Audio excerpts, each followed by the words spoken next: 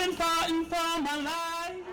Thousands of voting rights activists came to Washington on the 58th anniversary of Martin Luther King Jr.'s March on Washington, demanding their voting rights be protected and expanded.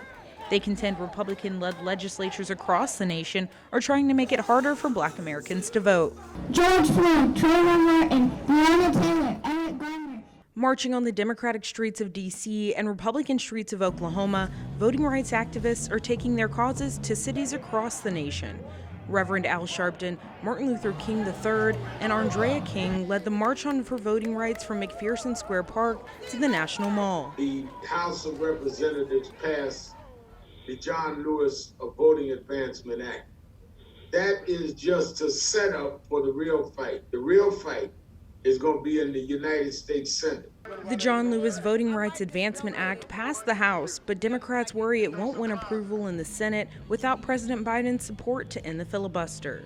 Recent University of Oklahoma graduate Savannah Patterson said these have been frustrating times for her and her fellow marchers. Throughout this entire history of this country is that people's voting rights have been suppressed and taken away, either legally or de facto taken away.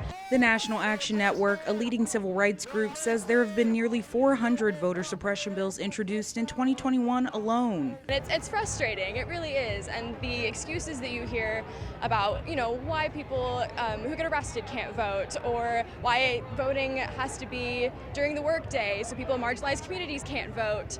The marchers, including the Oklahomans in the crowd, vow to hold more demonstrations in more cities across the nation. Zaria Oates, Gaylord News, Washington.